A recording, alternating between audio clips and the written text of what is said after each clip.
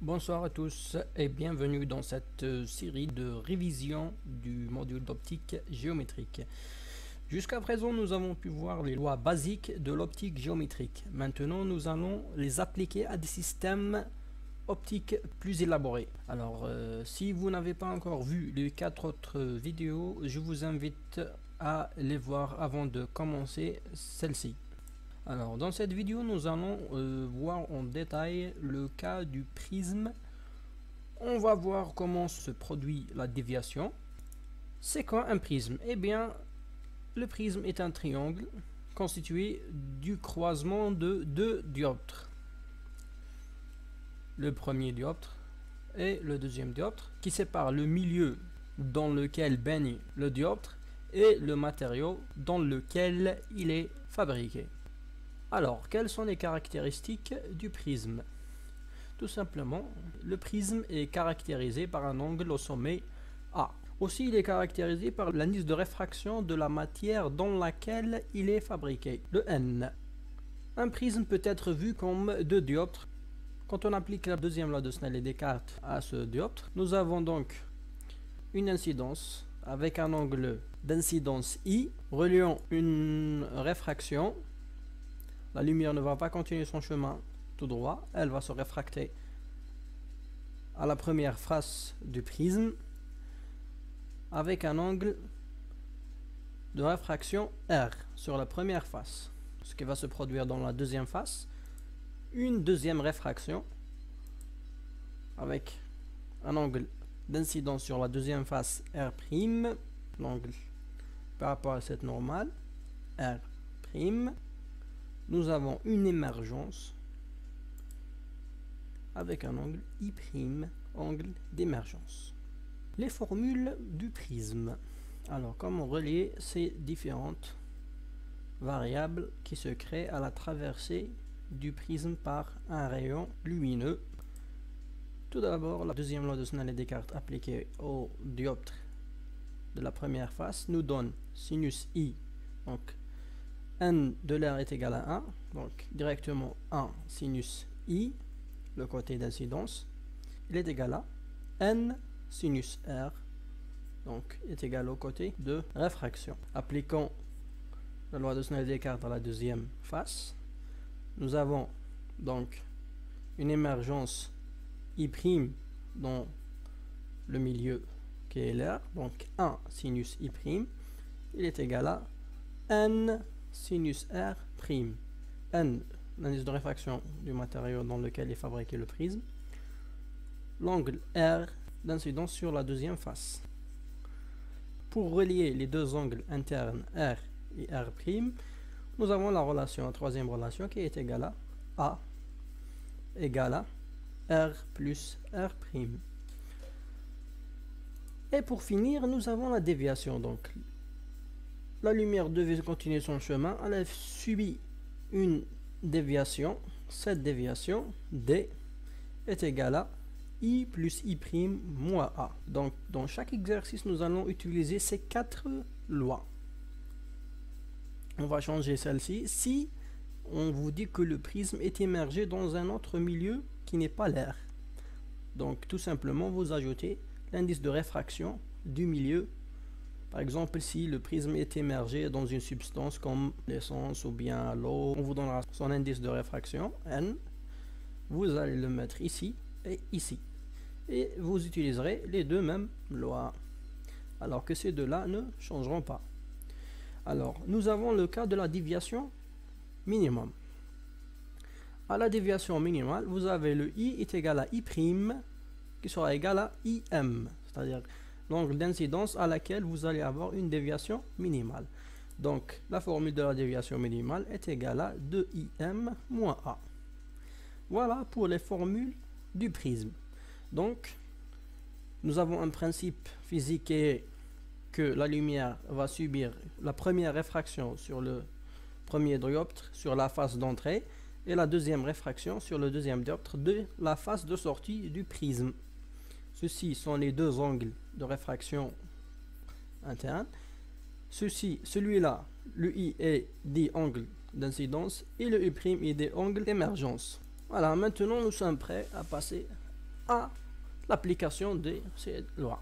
Donc pour appliquer, j'ai choisi l'exercice numéro 1 de la page 6. Dans cet exercice, on vous demandera d'exprimer la condition d'émergence en fonction de A, l'angle au sommet du prisme. Alors, pour avoir toujours un rayon émergent du prisme, il faudrait que le I' soit compris entre le 0 et le P sur 2. Donc, je vais avoir une émergence, quel que soit le rayon ici. Donc, nous allons avoir des émergences de l'angle I' égale à 0 à I' égale à 90 degrés. Alors, intéressons-nous au cas limite. P sur 2, c'est-à-dire 90 degrés. Alors, j'injecte dans la deuxième formule du prisme, n sinus R' est égal à sinus I'. Le I' est égal à P sur 2, donc sinus I' est égal à 1.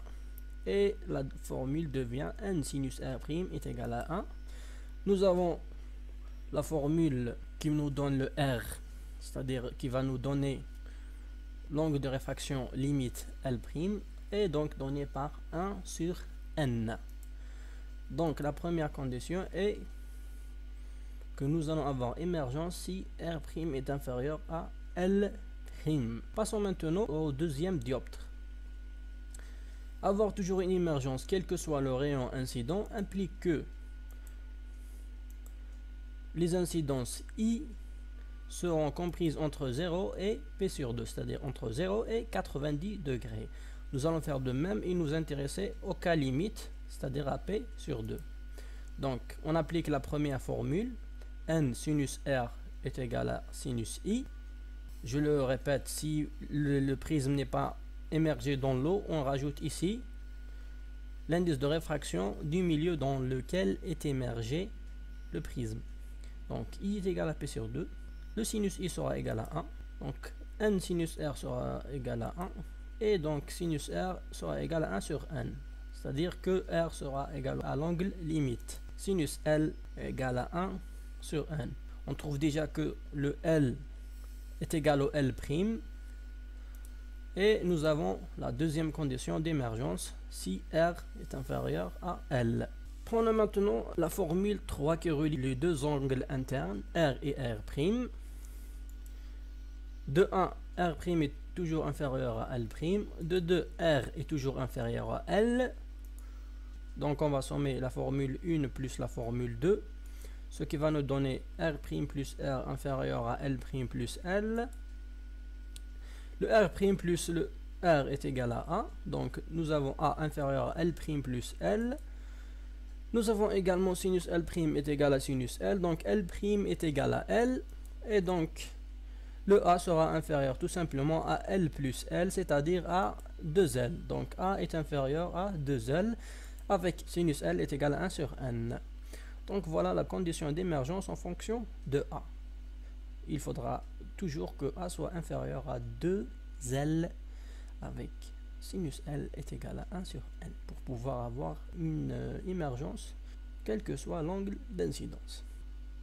Maintenant, on va exprimer la condition d'émergence en fonction de I, l'angle d'incidence. Eh bien, prenons la première formule, R' inférieur à L'. On sait que L' est égal à L. Le A de la troisième formule est égal à R plus R'. Donc le R' est égal à A moins L. Le R' est donc égal à A moins R. J'injecte dans 1. Donc A moins R qui est égal à R' sera inférieur à L.